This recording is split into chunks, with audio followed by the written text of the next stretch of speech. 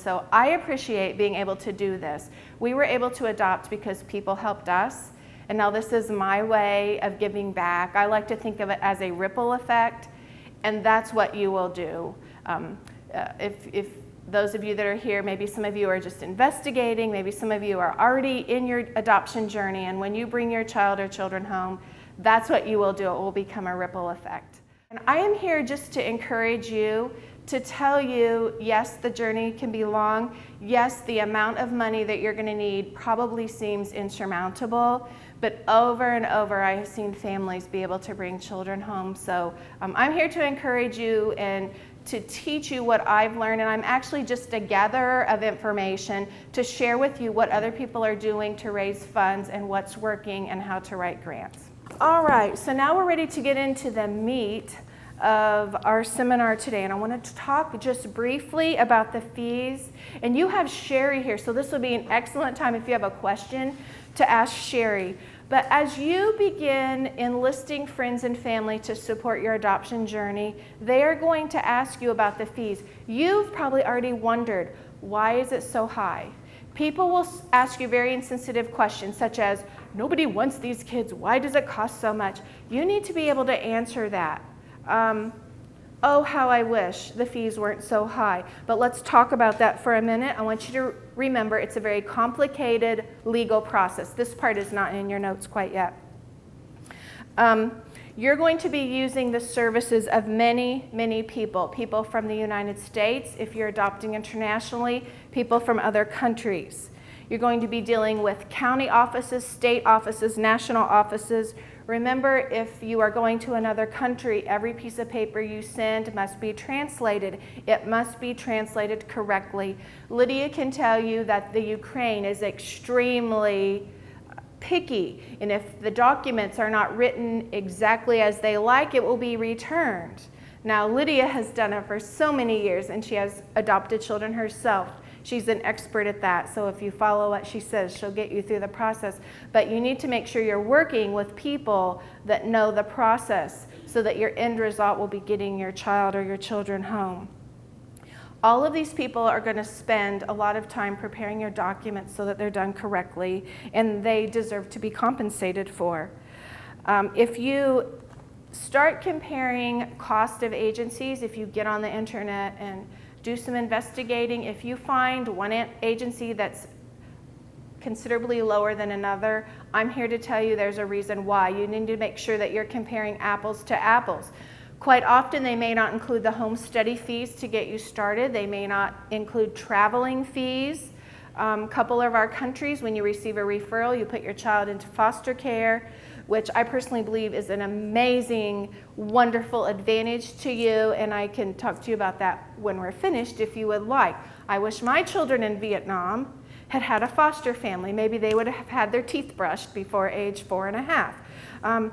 Those are some costs that may not be involved. You need to ask lots and lots of questions and make sure the entire fee schedule is revealed to you before you choose an agency. That's very important, and that will happen with MLJ.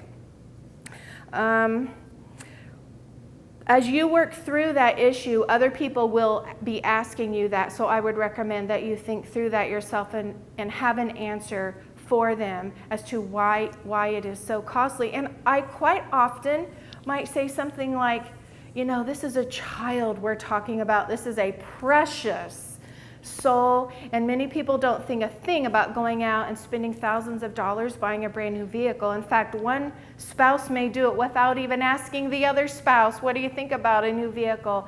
And so children are so important. It's worth it.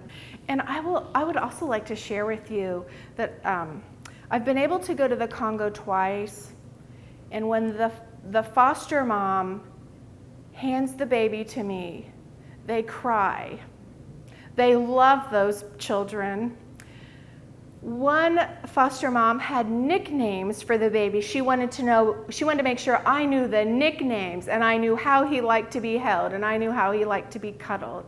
And a part of her heart went with that baby, and I thought to myself, wow, how I wish someone had loved my children like that. So I want to reiterate what Sherry says. I have seen the benefits of that firsthand, so excellent. All right.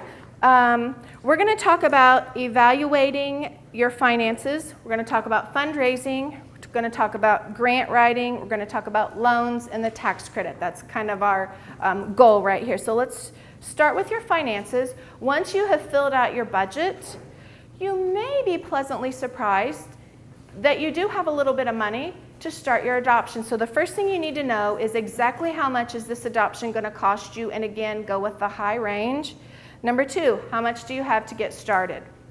We had zero to get started. I tried to talk my husband into pulling out the Christmas Club fund, and he said, no, if God wants us to do this, we're going to get the amount, we're going to leave that put. Okay, so find out what your adoption is going to cost, how much do you have already.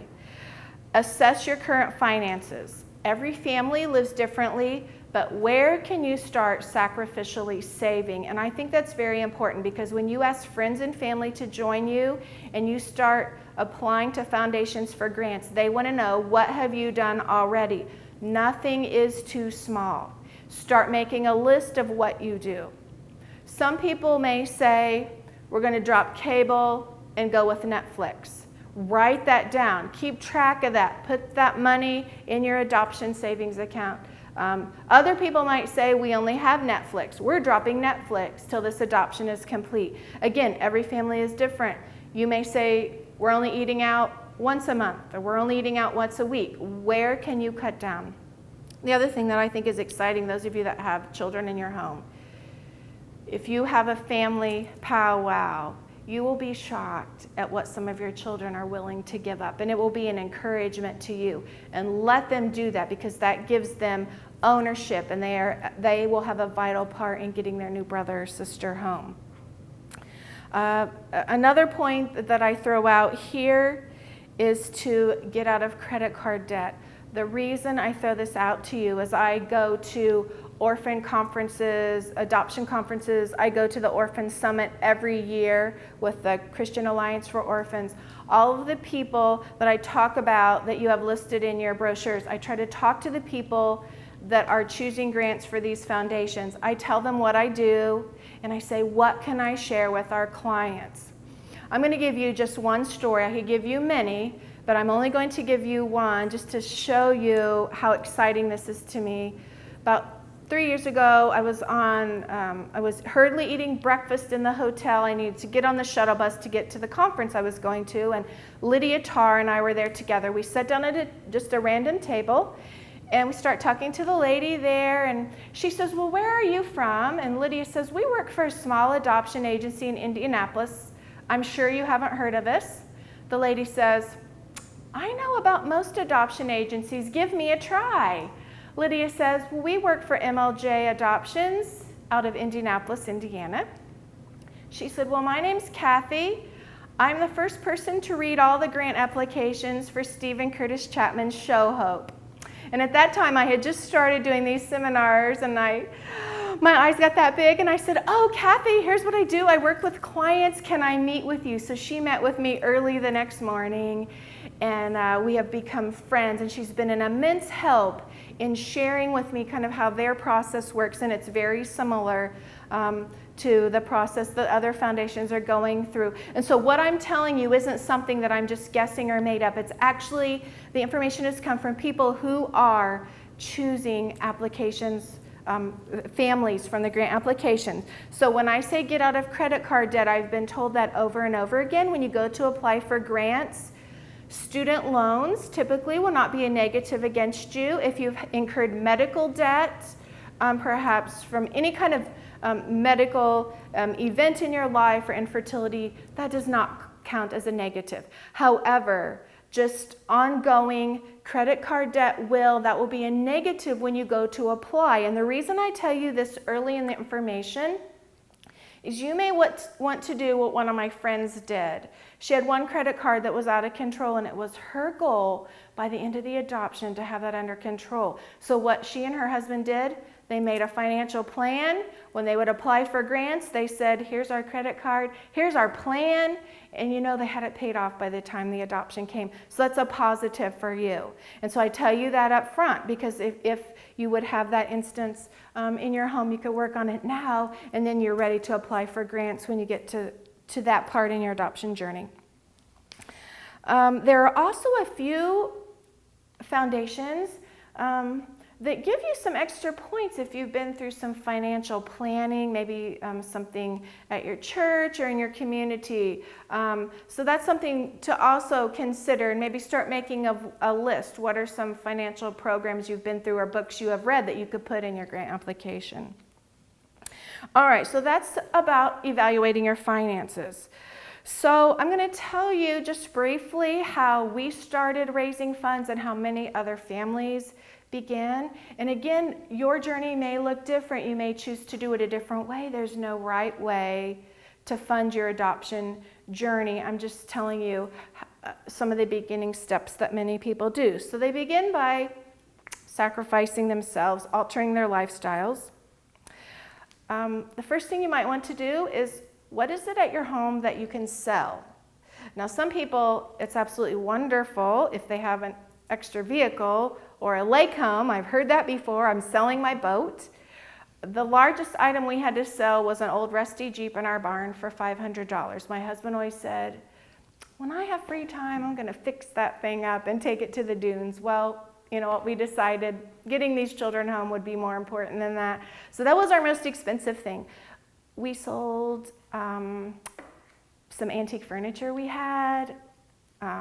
We sold some china that we had, just some things that were maybe $25. The highest was $500, but it gets you started on your journey.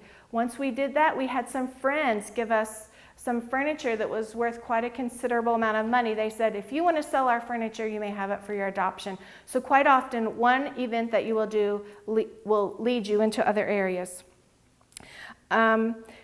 And again, please start making a list of these things that you will do. If you have as many children as I do, this is going to sound very silly to you, but I began making my own laundry soap. I saved $50 a month by doing that. The website's in your packet somewhere if that interests you. Those of you that have children that are 8 and older, they can make it for you, and it's a very good activity for them. It's good for them, good exercise. Anything little you can do. Our motto was, we're going to fund this adoption $1 at a time, and that's what we did. Many people have a garage sale. We started that the first summer. One thing that led into that, after we had our first garage sale, a lady from our church came to us and said, we've just put my parents into an assisted living home. All of my family has taken everything from the house they want, and her words were, there's only junk left. But if you want our junk, you may sell it. We raised another $1,000 from a garage sale with her junk. That was quite helpful to us, put us on our way. So those kinds of things will grow for you. Now, this is important because many times a fundraising program might offer to give you a matching fund. And I'm telling you this now because if you go ahead and start sending out a fundraiser letter, gathering funds from family who will support you immediately, that could have been used towards a matching fund. So you don't want to exhaust your donors at the beginning and then get a matching fund. So I tell you to consider this up front. There's several benefits to a fundraising program. As I said, sometimes they will give you a matching donation. It also gives you an avenue from which you can give your donors a tax deduction, and that's very important to a lot of people. Sometimes your fundraising program will assist you with fundraising letters. My opinion is a letter is usually better written from you because you're going to put your passion and your heart into it. However, there are a few people that say, I absolutely cannot write, and sometimes the fundraising program will help you or assist you with that. They may also offer a low-interest loan or a non-interest loan, so you can know that up front. An example of a fundraising program would be ABBA Fund. Here, I'm going to put this here. I am sorry, I am out of brochures for ABBA Fund, but ABBA Fund has a fundraising program. You may have donations sent to them for your adoption account. They also give interest-free loans for your adoption. And again, I'm sorry, I'm out of these brochures. Now, I also want to tell you up front, every foundation works in a different way. Some are faith-based, some are not. Some work with just married couples, some work for singles, some work for international, some work for domestic. Please do not expect, number one, that every grant will be available to you. Just know that up front, and it's okay. If you are in a special group of maybe you're single and you want to adopt, or maybe the faith-based options will not be available to you, please don't get discouraged, because every grant is not available to every person. But I say to you, pick all the ones that are available to you and go for it. You know, you never know. We applied for 12 grants. We received 4. We were just extremely blessed, okay? And then we would put the list on our refrigerator, and as we would get rejection letters, we would mark it off, or if we would get a positive letter, we would circle it. So I'm saying that to say all grants will not be available to all people, but apply for the ones that are available for you. Some examples of fundraising programs. You might want to grab your pens, and I'm going to give you some additional notes to jot under this section. I would like you to write down a new one that is not on here. It is www.cafadopt.org, and I'll repeat that. cafadopt.org. Now that is a fundraising program. They do not give matching funds. However, they also give straight grants.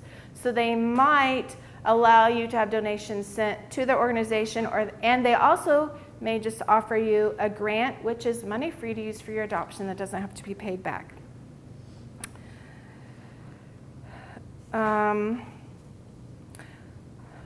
And I kind of have some notes listed here for you. Life Song for Orphans has been very generous to some of our clients. I'll try to tell you the ones that some of our clients have received. Life Song for Orphans. Right before that, His Kids Too. Let me give you some information about His Kids Too. They have wonderful resources. That's a family that's adopted many children through disruptions, and they just have an amazing list of helpful resources. You may even want to get on their website and just look at some of their books and material. Now, Both Hands is listed here. It's a fundraising program, but it's a little different. I want to spend some time talking about it. It's it's a ministry of Life Song for Orphans. There is a brochure in your packet about Both Hands, and here's how Both Hands works. It's based from James 1:27, where undefiled religion is caring for widows and orphans. So a man who was into construction was doing a golf tournament, golf scramble, something one time, and sent out a sponsorship letter, and his friend jotted him a note back that said, JT, this sounds fun. If the money went towards something important, I would give you money, but you're just golfing, so go have a great time. So his mind started thinking. So here's what he came up with. You pick a widow in your community or in your church who needs work done on her or his home, a widow or widower. Then you get you a work crew. And I'll just give you some generalities so that you could see how this works. You might pick 10 people that were able to do the work that needs done. You need to pick work that could be done in one Saturday and have a Saturday work day. Those 10 people send out sponsor letters. Hey, I'm going to be working on widow so-and-so's house on this day. We're going to be, fixing leaky faucets, painting the shutters, yard work, list. Would you please sponsor me? And 100% of the money you give me is going to the Skydeman Adoption. They're bringing home 2 children from Congo or wherever. So it takes quite a while to plan. But Life Song for Orphans will actually help you through the process. But it's an amazing process when it comes together, and it far extends your adoption. One of our clients who did this, there was actually a small, the local news came and did a story on them and put them on the news, and it's just amazing. The other thing is this is a lot of work. It's very time consuming, but you generate a large amount of money. The last 2 clients that we have had do a both hands project.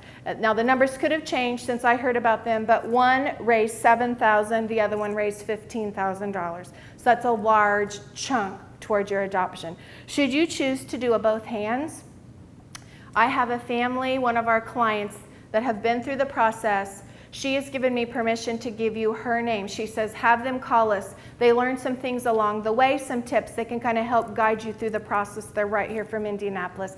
And also, just so you know, if I use any name or share any information about clients in this seminar, I always have permission to do that. So if you decide to do a both hands program, let me know and I will put you in contact with this family. But that's also a fundraising program. It's a little different than the other ones, but it's amazing program. This is kind of a side note. It's in your packet somewhere. I suggest you keep very, very good records. Every time you get a check in from someone, you photocopy it. Anytime you send a check out for your adoption, photocopy it. Keep very good records. A loan officer at a bank also suggested to me another idea to help you keep records is maybe use one credit card solely for adoption fees. Of course, you pay it off at the end of the month, but that will also help you keep a clear record of here are expenditures so far for adoption. Now, I want to talk quickly about writing a fundraising letter. I've only had one family ever tell me that was a negative, that they would not do that again. Usually that's a very positive. Now, I talk about the fundraising program first because let's say you do apply for a fundraising program and you get a matching grant. You want to put that in your fundraising letter. Quite often, families will start by letting everybody know that way. I suggest that you send out your letters in increments. Maybe the first letter send to just very close family and friends. As you get going in the process, you can send updates. You can send more letters. You will want to clearly articulate why you're adopting. You might be shocking some people. Perhaps some people had no clue what you're doing. It's going to take them a while to process and to understand what you're doing. In your letter, you'll want to share what you've already done to raise money, what you plan on doing to raise money. And I would say be comfortable in how you ask for money. We did not come out and just ask for money. We asked people to pray for us, and we asked people just to maybe support us in seeing if this was a door that would open to us. We also had some friends that had been missionaries. They were quite used to going on deputation and raising funding. And she said to me, you need to come out and ask for money. But we weren't comfortable doing that. Perhaps you are. So I say to you, you write your letter how you're comfortable. And your friends know you and they will understand your letter that way. You'll somehow want to explain to people that if they join you financially, the beneficiary of that money is not you and your family. It's the child. It's the orphan. You will want to be very careful about things that you put in your letter and follow the guidelines that your country facilitator gives you. Follow the rules that MLJ gives you, because you would not in any way want to jeopardize getting your child home or jeopardize getting other children into the country. I have just a few samples here. One guideline that I've heard stated many times at MLJ is perhaps only use 3 descriptors. We're adopting a toddler daughter from an African country. At first, don't give specifics. Never give out pictures en masse. Be careful what you put in letters. Be careful what you put on emails and all of that. A couple ideas that actually came from Michelle, our director. When we sent our first letter, she actually gave me some pictures of just children that she had taken on some previous trips to orphanages. And I put some pictures. This might be similar to a child we brought home. That's one idea. And you may look at any of these letters if you like. Another idea one of my daughters came up with, this is when we thought we were only adopting a son. We put our family picture, then she cut a silhouette out of a little boy and said, by next year, we hope that our little brother is here. Here is a beautiful letter from someone who was very into scrapbooking. You could tell she had a vellum overlay. a very sweet letter, and again, they have agreed that I may share that. This isn't exactly a letter, but this is something that one of our clients put in their letter that has been so effective. She allows me to share, and many people have copied it. She cut this paper into 4, and it's simply a card that you put in your letter. What I like about this, everybody you send this to could do something on this list. So I'm just going to read a few. I won't read the whole thing. If you would like me to email this to you, I can do that. But she says, we can support your adoption in the following ways. Prayers. Donate items for a garage sale. Volunteer to work at a garage sale. Donate an item for a silent auction. Submit a recipe for a cookbook. And I won't read the rest of it. But these were some things that they had planned to fund their adoption, and she said this was extremely effective. Another family was having a garage sale, so they made a flyer, and then they just briefly explained their passion for adopting and where they were adopting from. And one other one that I like to show you, this was extremely effective too, and one of our families adopting from Bulgaria has used this. These were some friends of ours from Greenwood that adopted from Ethiopia. They bought a puzzle, a real puzzle of Africa, and you could buy a puzzle piece for $10. They actually created a website. Do you know these people? Joe and Sarah? Yes. And so you could donate to their adoption. You could donate anonymously, or if you wanted to do it with your name, they would actually put your name on the back of the puzzle piece and put it on the website. I like this because $10 is doable for a lot of people.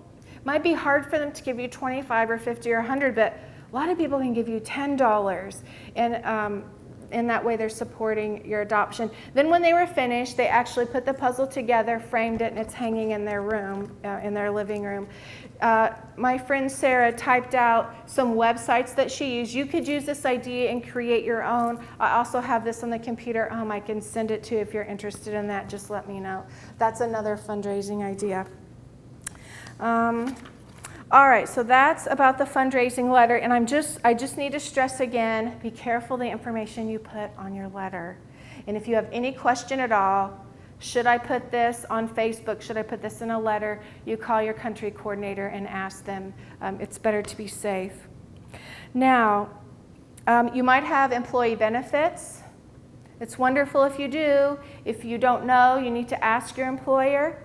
Another thing I would say to you, if your employer does not give adoption benefits, ask. You might be the first one to create that. We have Indiana Wesleyan University in our town, and they now give a $3,000 tax adoption to their employees. And it wasn't that long ago they did not do that, and an adoptive family sent a letter to them, explained what other employees were doing, and now they do. And if you want to do that and you need help in writing a letter, the Dave Thomas Foundation actually, if you get on their website, there's some links that help get you to employee benefits. They can help you draft a letter to send to your employer. So you might be the first one to help other families get adoption grants from your company. And the last thing I want to talk about before we take just a couple minutes break is the tax credit. Now, unfortunately, it was a refund. It is not a refund anymore. The other thing is this is subject to change. And I still don't know in 2013 what it's going to mean. I don't know if Sherry has updated information. But right now, it is a tax credit. You need to keep very careful records for you to utilize that. You'll have to turn that into your tax preparer. And what I say to people is, talk to whoever prepares your taxes. Now, in order to get the credit, or if it reverts to a refund, that would be wonderful, but your adoption must be completed. So probably most of you will not have adoptions completed in 2012, if you're all just beginning. So this will be subject to change. The refund is amazing because what some of these foundations will do, the fundraising programs, they'll actually give you a no-interest loan, knowing that when you get your refund, you can pay it back. So that would be the best thing to advocate for, but yeah, excellent. Okay, let's talk about grants just a little bit, and I'm going to warn you, it's very time-consuming, and it's a lot of work. You will put a lot of time and effort into this, but it's worthwhile. And I've already said you need to investigate every foundation. Look at their criteria, see which ones are available to your family and your situation. Most of the time you're correct. You have to have your home study finished. They're going to look at your income level. They're almost all need-based, so they're going to look at your financial need. Now, you also want to look at when the grants are given. And again, Sherry's already said every foundation has different guidelines. They might be given monthly, quarterly, some are given yearly. Some you may reapply, some you may only apply for once. Most of them, except for 2, you must apply for before you bring your children home. So after you've made your list of which ones are available to you, then you need to put them in order of which you need to do first. If you find a new one and you're about to travel and it's about time for them to choose, get that one sent out. If there's one that you can apply for twice, you might want to do that one at the beginning. Then if you get denied, you have another chance to apply again. Those are some of the timing issues that you're going to want to look at. And I really can't help you with that because I don't know your individual situations, but I just say to you, look at the timing. Photocopy everything or make copies. When you send in the first grant application, you will find the next one is going to ask about the same questions. You're going to get better at fine-tuning. Use your previous information to fill out your next information, and it's going to be a little easier for you every time. You're going to be asking for some references, and I would say to you, be very careful the friends you choose for references. They need to know your family well so they can answer questions about you. Ask them up front if they're willing to do that because it will take them quite some time, especially if you're going to apply for several grants.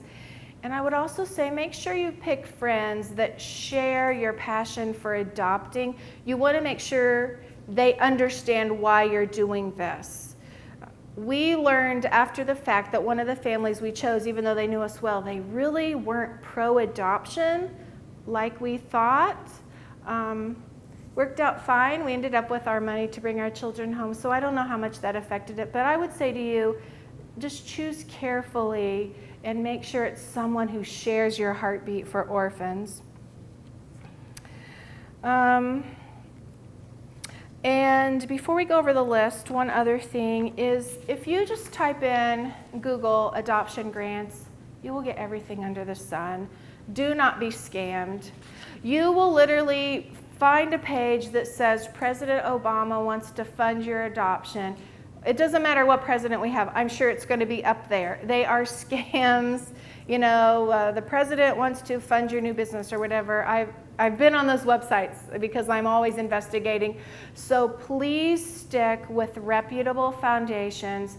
I give you foundations that maybe if you go to another agency and they might have list grants, something that's listed on a legitimate website or a friend or family that you know that have gotten a grant. Make sure you don't be scammed by a false foundation. Now, Michelle's guideline is you don't pay money to get money. I remember talking to her about that. So that might be your decision. This is a decision you'll have to make. And I will say over the past year, more foundations are asking for some kind of donation. Some of them, they don't even they just say donate anything. So many of our clients will say, I just sent them $5 or $10.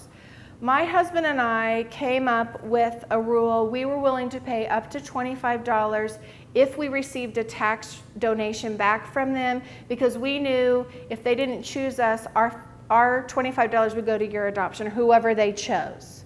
But that was our decision. So that's going to be a decision you have to make. And there are several on the list now that ask for a donation. I think the highest one, there might be one that asks for $40. That's the most expensive that I've seen. Most of them are you set your own donation or $25. It's a good question. So no, those are very legitimate foundations. That is not a sign necessarily that it's a scam. The ones that are scams are the ones that you send them money and they send you maybe more CDs or they send you more links to more places to get money. Those are scams. Let me go through this so I don't forget. I didn't have enough for everybody. Well, I might. One per family. This is a child waits foundation. They do 2 different things. This is for their grant program. They give straight grants.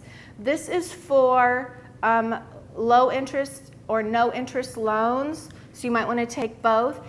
This foundation is not faith-based, so it's more available to lots of families. And please know their brochures say that they give preference to families adopting special needs or older children. That has been changed. The new brochures I'm waiting on in the mail, the lady said that's been changed. So just keep that in mind. When you read in here special needs, no, they've changed that. So, all right, I will give you just a few notes if it's helpful to you. I won't tell you a specific about every grant on the list, but just a few. A Brother's Love is available to married and single, so you might want to jot that down if that would be helpful to you. I'll kind of wait when I see everybody done writing. And if you get lost in your list, kind of raise your hand. A Home for Every Child Foundation. Circle Phone Call. One of our clients has received a grant from them. They're locally, they're around, they live close to Kokomo, Indiana, and it's just a family who has adopted, and he has a passion for adoption. He does a couple fundraisers a year. I actually stopped and met him at his home, and he said to me, oh, I wish we could give grants to everybody who applies. But since one of our families have, I know that it is an option. Now, I want to talk a lot about the Fatherless Foundation. I love talking about the Fatherless Foundation, and Sherry will be a helpful resource to you. The Fatherless Foundation is the charitable arm of MLJ Adoptions. It was started by our attorney, Michelle Jackson, and this will be a huge benefit for you.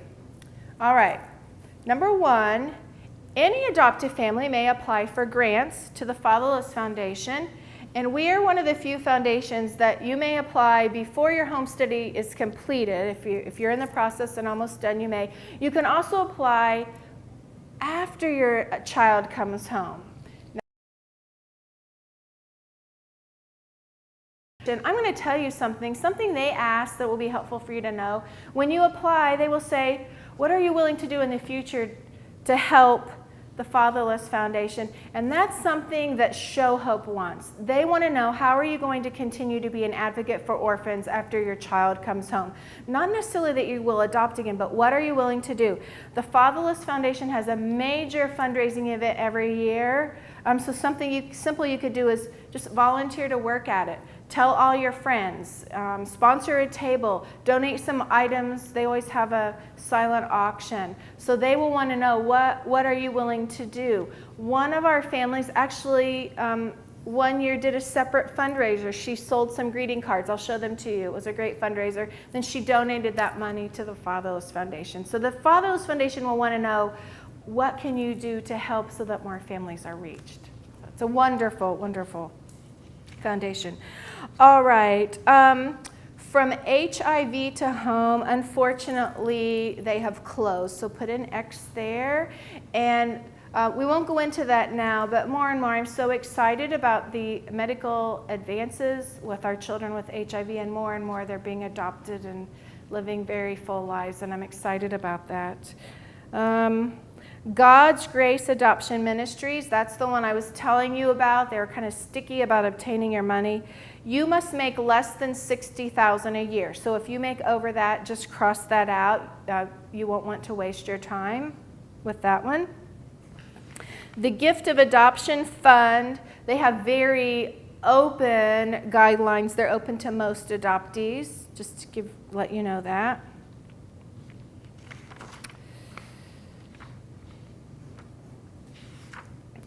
International Adoption Resources, probably you'll have to turn the page. X them out, they're no longer functioning. And you know, these change from month to month. A new one this month that I have to cross out that wasn't last month, but I have a new one to give you, so.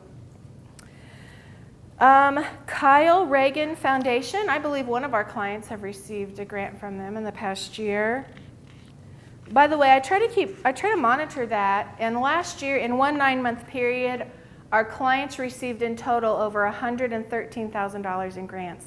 Now that doesn't include families that come who are already working with other agencies or maybe haven't started, because I don't have any way of tracking them, but that was just our client, so amazing to me. I was excited about that. The Kyle Reagan Foundation, they only give grants once a year. They choose, it's the end of June, and they do international adoptions only. So those of you just starting, I would say, since they just chose, put them at the bottom of your list because you've got plenty of time. Which one is that one? Kyle Reagan Foundation. They choose at the end of June every year. Now, the National Adoption Foundation is one that will ask for a donation. Just to give you a heads up on that. Right under that one, Orphan Impact. To apply, your income must be greater than $30,000 but less than $80,000. So you can either circle it or X it off. Parenthood for Me, one of our families just received a grant from them. Was it $5,000? It was big, yes. $5,000. $5,000? I applied to somebody's account this week. Yes, yay. Now, that one was created for families dealing with infertility. And I believe you have to have doctor's recommendation. There's several, actually. That's kind of becoming a bigger, I have a few more foundations that are helping families with that. You're saying they do not give grants to parents who already have children? Correct. If you already have biological children or you're not diagnosed with infertility problems. For the one with Parenthood for Me, is that for families who are still paying off debt from infertility? Could be, yes. Actually, they started giving grants for infertility treatments, and then they added families who choose the adoption road. Okay. Mm-hmm. So you may have done infertility treatment, but you may not have any debt from that, but you could still. Oh, sure. Oh, yes. Okay. Good question. Sea of Faces, circle them. I like them because they give grants quarterly, and you may apply up to 6 months after you had your children home. Now, I want to spend just a little bit of time on Show Hope. That's Stephen Curtis Chapman's foundation. They also have t-shirts available for fundraising, but my friend Kathy that I talked to, she's very helpful. Number one, I told you they want a ripple effect. Number two, she says to always share with you that they have donors, they have some donors that would choose to give one family a large amount. Some families want their money divided up. And she said an example would be, she said this happens quite frequently, a family will call. They're usually apologizing, I'm so sorry to call, but we are in a desperate situation here. We must have X amount of dollars by this date or we lose our referral, or it is time for us to travel. We have not heard back from you and we are at a very difficult spot. She said, have them call us. They want to help you with your adoption. On one hand, I hate to come across like it's a competition, but you know, all of these people have limited money, just like we do in our homes, and we somehow have to make the best decision. How are we going to use our money wisely? So what Show Hope will do is call a donor that's donated a large sum, and they will share your family's story. Say this family has to have this amount of money by this date, and quite often the donor will say, fine, give them the whole amount. So do not be afraid to call these people. That also happened to us in one other instance. We received a grant, $3,000 if we brought home one, $7,500 if we brought home two, but it wasn't to be paid till our children were home.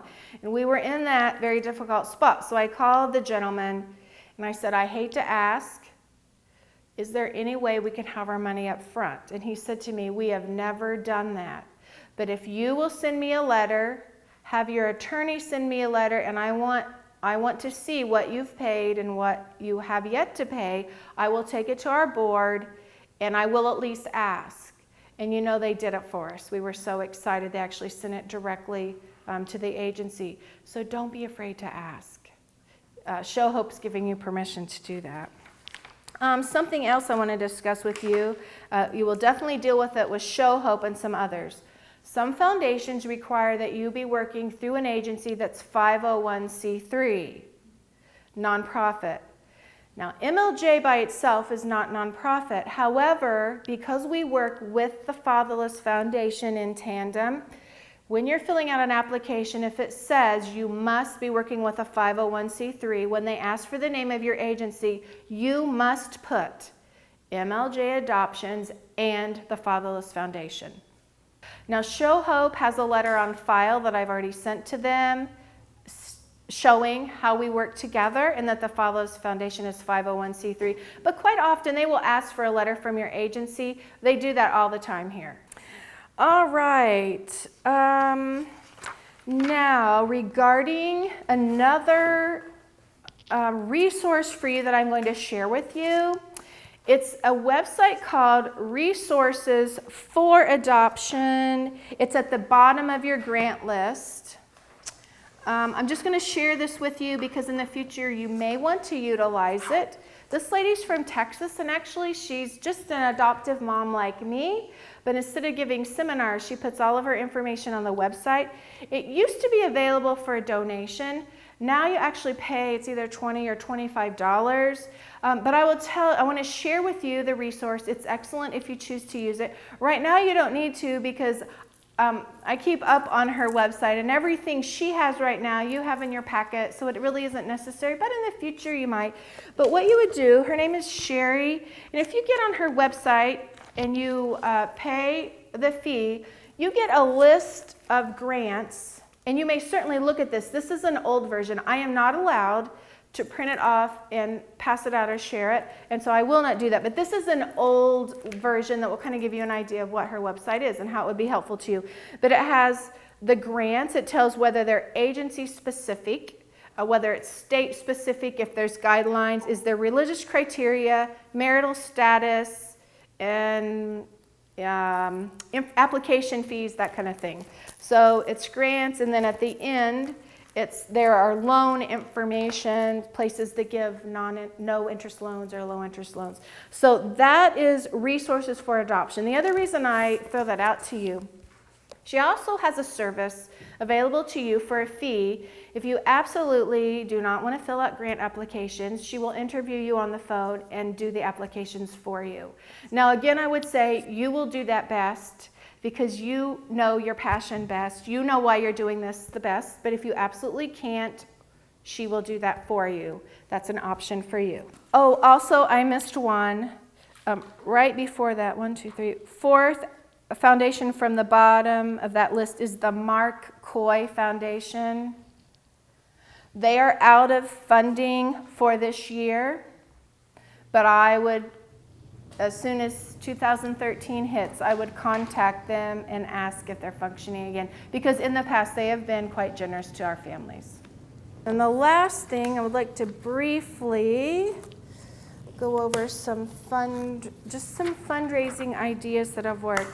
Now, before we get far removed from your packet, everybody has a list.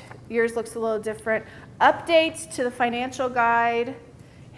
Every month I'm changing it, and it's quite a process to have that entire financial guide changed. So there's just one page in your packet that has some changes. But I want to give you a new foundation that's not on any of your list. I just found this one this week. Somebody brought it to my attention.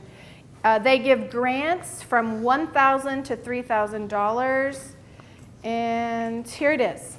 www. And I will spell it, KAELMAN.org.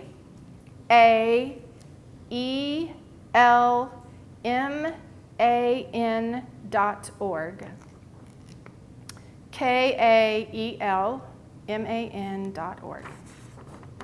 Now, let's spend about 5 minutes on fundraising, some ideas that have been very beneficial. Then I think we'll wrap up today. Keep in mind, if you're going to do a fundraiser, choose a fundraiser that draws on your strengths, your talents, your hobbies, something that you enjoy doing. If you step out of your comfort zone, it's probably not going to work very well. Marathons, that's an idea. That's been very successful for some people. I've got some websites in your packet that would help you, but I'm not a runner. That would not work for me. But if your family's into that, that would be an excellent idea.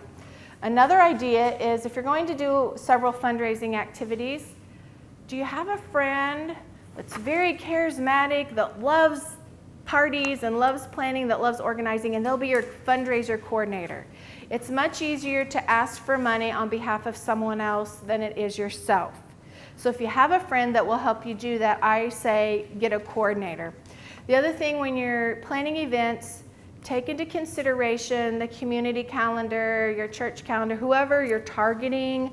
Make sure there's not a conflict. I've heard that in the past. Oh, we planned a great fundraiser, but our local high school team had a big football game that night. We think, it overshadowed it. So you might keep planning in mind. I'm just going to throw out a few things that some of our families have done that have been quite successful. Selling numerous things: coffee, t-shirts, jewelry, greeting cards. Having any kind of a thon. Two of our ladies that have been beauticians have had cut-a-thons.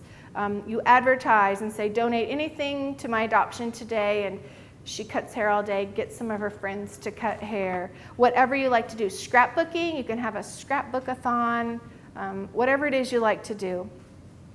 One family, the father liked to sing, and so at Valentine's Day he sold singing telegrams for $20, where he would go to someone's home, sing them a love song, and they raised $1,000 in 1 week doing singing Valentines. So maybe you do singing telegrams. Concerts. People have had concerts at church. They have carry-in dinners. They might have silent auctions. Those go over well. Again, you need people to help you, to help coordinate that. Garage sales is a big one. We've already talked about that. Lots of restaurants have fundraisers. Online auctions is another one. There are several ways to do that. One example that I'll show you, I bought this from a lady in Chicago, a single mom who's on her 4th adoption. But what she'll do is she'll make jewelry and she'll post it online. And so what I did was I just emailed her and said I would like to buy necklace 4, 5, and 6. And so she pulls it off the internet, and when she gets my check, then she sends them to me. I bought several of these for Christmas one year, and they come with her little business card, but she's into making jewelry, and so she's raised money doing this. I'm going to show you just a few things over here. Okay, I'll just throw out a few things that have been that have worked for other people. Another lady I know, and I think she's in Montana or Idaho. I love her website. She makes and sells soap. She's adopted lots of kids from Africa. So I'm always buying soap from her, giving them out as gifts. That's her thing. The greeting card fundraiser I told you about. This you would earn 40% profit. You buy 30 greeting cards for $30. And these are so nice. I love these. You go to the dollar store and spend $1 on a card that isn't as nice as this. So that would be a 40% profit. And if you're interested in that, please take one of these business cards. April can set you up with that. Something to always consider is what's your profit, what percentage are you going to make? Sometimes, let me throw this out, a fundraiser may not be just about the money. It might be the initial way that you let people know what you're doing, and they see, hey, they're working really hard. They're really serious about this adoption, and it might be just a kickstart for you. 147 Million Orphans is actually a fundraising program where you buy items from Africa. They also have really cool jewelry, and then you sell them and get a profit. And I'm sorry, I usually have brochures for them, and I'm out. Sports cups, that's been a big one. I think these are you sell them for $10, you get 4. Several people have done that. That same company also sells popcorn tins. Now, I don't know anybody that's done the popcorn, but they've done the cups. T-shirts. Again, you're going to have to look at your profit level. The best percentage profit-wise from selling T-shirts that I found comes from a lady in Holland, Michigan, because she's an adoptive parent herself, and so she makes this available to you. So if you're interested in T-shirts, take one of her business cards, but this is one of hers. Now this one has a base price of $7, and again she said it would depend the kind of T-shirt, how many colors you use, and then you could sell them, for whatever you wanted. I said to her, I wouldn't be creative to know how to do this, so what do you do? And she said, probably most of us have a friend who's creative, and we could say to them, hey, creative friend, would you design a T-shirt for my adoption? And that would be your gift to me. That would be how you could support me, and someone could help you do that. So that's an idea. This is a book that I bought online. And when I told my husband I wanted to print it, he about fainted. So please use it. This is totally filled with fundraising ideas. They give examples. There's hundreds of fundraising ideas. They give you websites to help you do the planning. And I loan this out. So if any of you love fundraising, you may borrow it and just bring it back to the MLJ office. I would love it if you all utilize it. And this is just one example of someone who came to my workshop. She owns a business in Fort Wayne. She completed her adoption. She emailed me later and said, hey, here's my at-home business. If anybody wants to do fundraising, I'm willing to give them the profits. Here's her information. And I throw that out to you because you all may have friends who have businesses based out of the home and they're willing to do that for you. And please, I want you to know you may contact me anytime. If you have questions as you get farther along in the process, and you have a question about a grant, I try to keep on file current grant applications. So if you're at a certain question, call me and say, hey, how do I answer question 3 on page 5? I can help you with that. And you will find all of the MLJ staff very willing to answer your questions. And I would also say that if I don't get back with your email in a timely manner, you have my phone number on my information. Please feel free to call me.